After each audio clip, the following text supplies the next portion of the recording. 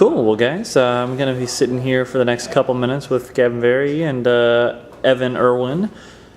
So, guys, this is your. Did you come to the Community Cup last year, Evan, or this is your first time? And it's so sweet. What do you guys think so far? Have you been enjoying yourself? Oh my God, it's a blast. Basically, this is because I went to the last Invitational. Mm-hmm. This feels very Invitational-esque. It's just like it's less about like pros, sort of the small amount that we sort of put on the pedestal. Mm-hmm. Instead, we say like we want to celebrate the community and the people who give back more. It's almost like all those people that complained about me getting to the Invitational, like they sort of won. You know what I mean? It's just like instead of saying like the top of the top should make it, then the people who bring everybody up should make it. Excellent. So not so much, just me. It's all these people who spend countless hours in the forums and countless hours on Moto or MitGo, trying to help people and guide them along in the best way to play the game. Nice. How about you, Gavin? Yeah, it's been an incredible experience. Like, it just feels so great to be representing the community and to be at Wizards headquarters playing. My dream had always been to play the Invitational, and once I got taken away, I was like, oh, this kind of sucks. But now this is, like Evan said, it feels very much like an Invitational event. I mean, you have players from all around the world being flown in, a small group of players, it's a lot of camaraderie, kind of casual, laid back, but weird formats. It's just a lot of fun. I get to do things that I don't normally get to do when I play Magic. It doesn't feel like a grind, it feels like fun. Awesome. Well, guys, we're most of the way through the play here. We've only got a few more minutes, potentially, of the Commander format, and then we've got tomorrow's Standard format. What is your favorite thing that you've been able to do while coming out here? I mean, it can be either something that you've done while exploring Seattle, a particular favorite moment in a game, or even something that's happened during or after the free play that we have at the hotel every night.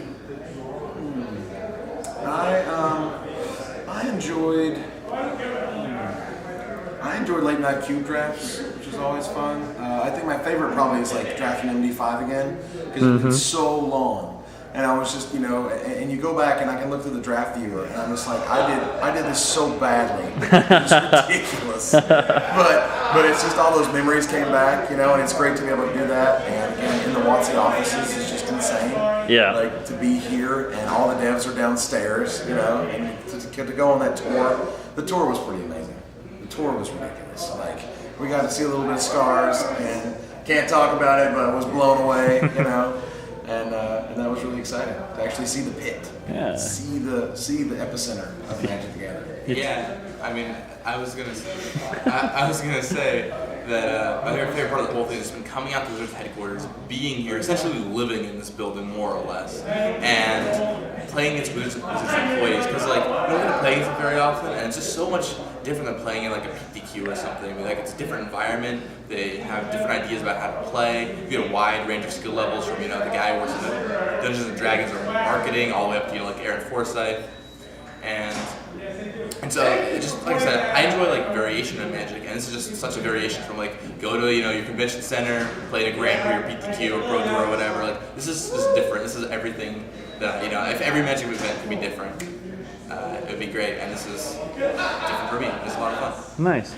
Well, guys, let's talk a little bit about what has gotten you to, this point, actually. You are both involved in the Magic community in one way, shape, or form. Evan, of course. We are going to be 1 point ahead of them going into tomorrow.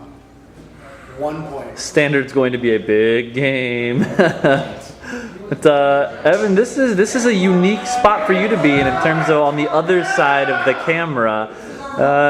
Your work with the Magic Show is one of the leading things that you've got working for you in the community, and it's great because the show itself is updated very frequently, and you get interviews from all sorts of people, all sorts of places, and everything is all done to explain the love of the game on all levels. And I know personally I have it bookmarked as one of my favorites on YouTube. So why don't you tell us a little bit about your work with the Magic Show? Well, basically, I started out.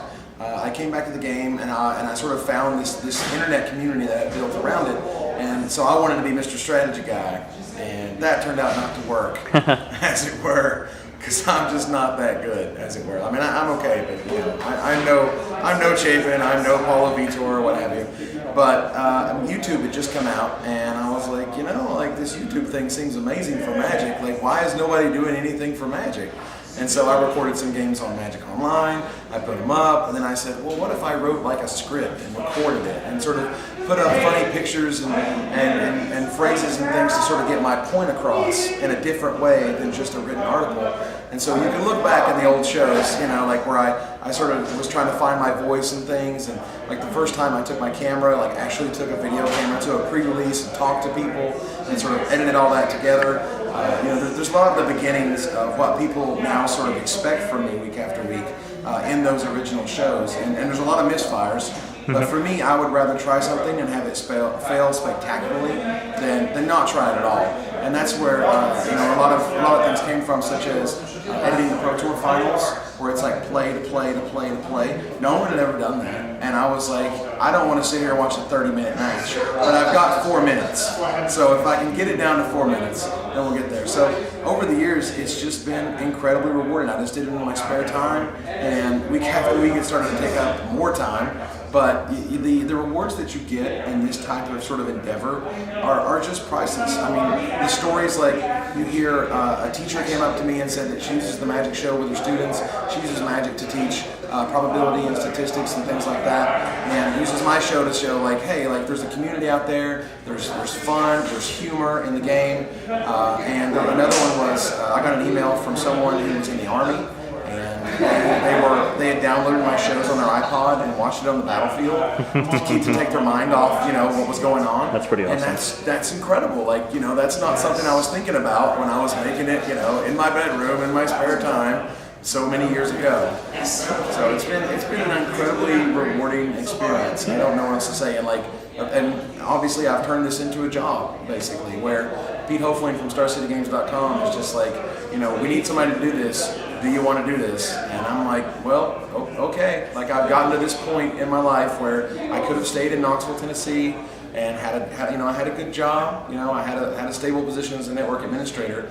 But sometimes you just want to take the leap and live the dream, and that's exactly what I've been doing. Awesome, and it has led you here to Seattle, the WotC offices, and what appears to be a 1-point lead over the evil empire. So close. Hanging on by a thread. So close. Let's talk with you now, Gavin. You are a Magic player of very high caliber, if I'm not mistaken. I remember definitely you were interviewed at one point by BDM for one of his articles about people and their push for the Pro Tour. Am I correct about that? Correct. It was actually an entire article about me. It's the first Google result, if you want to read it. Awesome. So why don't you tell us a little bit about yourself, your Magic play, and your work in the community? What's gotten you here? I'm getting on the Pro Tour when I'm qualified. I go around to all the American Grand Prix when I can, and play Speakers and Grinder. I've been qualified for one Pro Tour a year for the past 4 years, and I write articles for Star City. And I just started when I was like a kid, and I just started out in the community forums online, and kind of built my reputation up through there, and then eventually I made a team Unknown Stars, and it opened my network up to tons of good players that I got to learn from that.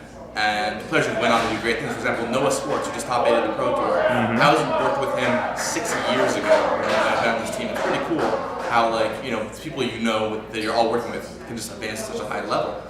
And so after that, I'm a writer, so I started writing. And I qualified for a Pro Tour. BDM wrote an article about me that Star City picked me up.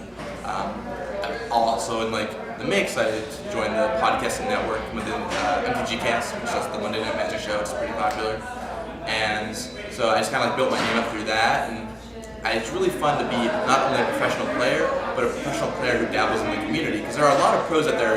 They fly into the PT, they go out, they go, or whatever. They don't really dabble or talk to the players that much, or try and represent the players that much. Well, I'm the opposite. I'm here for the players. I want to be there to help them, to talk to them. Whenever people send me emails trying to get back to them, or when they come up to me at a Pro Tour, as opposed to a lot of pros, I've seen just turn people away. I'm always like, all right, let me show me your deck, I'll help you out, or whatever you need. Just you don't want to talk, that's fine too.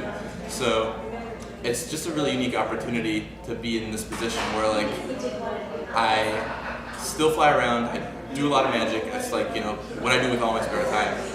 And at the same time, I can be part of the community, which also requires a large time investment. And I just really enjoy doing it. It's a position that I can't really want to trade for anything, except for maybe a Pro Tour status club level 5. Well, if you keep working, you'll get there. It's part of the thing. I mean, you were mentioning in your work early on with Magic Online, would you contribute a large amount of attribute a large amount of your success to the fact that you did spend so long playing on Magic Online and using it to hone your skills? Yeah, definitely. I mean, some parts of it, like, I started in real life because I started before, like, Moto or Magic Online came out. Right. Like, I started there, but then over time, like, I just need people to play with, and being able to play all the time on Magic Online just lets you hone your decks, hone your skills.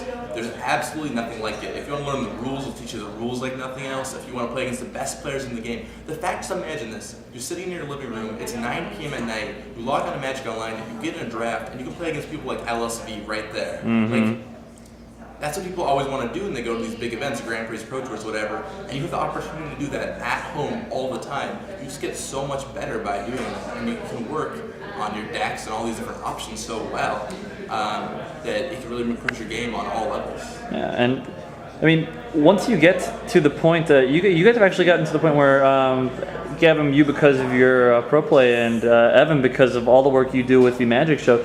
Like, you do a fair amount of traveling. Like, we're all here obviously in Seattle having a good old time, but Kevin, I've gone out to dinner with you in Rome, and we've spent some time hanging out like all over the world, and it's very cool getting an opportunity to travel and hang out with all people, like people of all different kinds of levels, and talk to everyone, simply because you found a game and a way to work the environment to get you to where you need to go. Yeah. For me, like, I find myself doing that all the time. I have to pinch myself continuously. Like, I remember last year in Honolulu, you just look around and it's paradise. Literally, just the most gorgeous place on earth. And I was like, a card game brought me here. Magic the Gathering brought me here. I remember when I was, when I learned it when I was in high school. And I was like, I can't believe I'm here from Tennessee, in Hawaii, then I'm in Rome, then we're in the U.S. all over, we're in Austin and San Diego, later this year we're in Amsterdam, then I'm going to Japan, which is incredibly exciting. That's going to be fun. I've never been, totally excited for that. And now, like, I'm traveling so much, I'm getting free first class bumps, and all this stuff, which is just insane, which is, it's all positive things. And it's one of those things when you tell people about what you do, like, you don't want to brag, but you want to try to explain to them that there are so many opportunities just with this game that you can see people from all over the world, meet people all over the world, and travel everywhere just because you're slinging cardboard. Like, that's incredible. Gavin, how about you? Why don't you tell me about some of the places you've been, some of the opportunities that have been open to you because of the Magic game? Well, it's great they bring this up because the very first thing I tell people, you get the question, what is Magic? What is it you do? The very first thing I tell them is, I travel around the world to do this.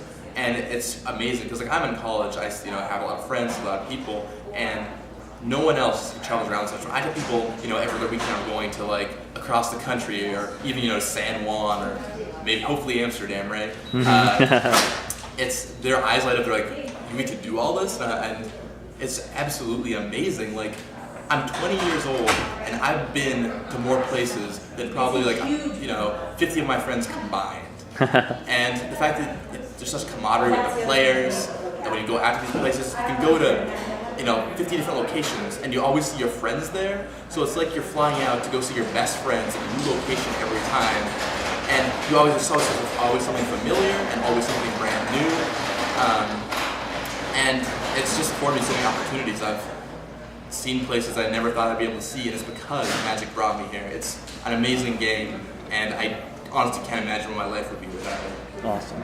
Well, guys, I really appreciate you taking the time to talk to me. It's been kind of nice getting to know you guys and to know all the different opportunities that you've been able to have due to Magic, and the fact that you guys are, you're here right now, you're mingling with the people who made this game, you are meeting some more of the people who have made this wonderful Magic community, and there's been a lot of gaming, and you guys are clinging to a tenuous lead heading into the final event tomorrow. And you got a lot on your shoulders, but I have every faith that you guys will be able to take it down. So I guess that'll be it for now. Say goodbye, guys. Bye. See ya. Thanks for listening.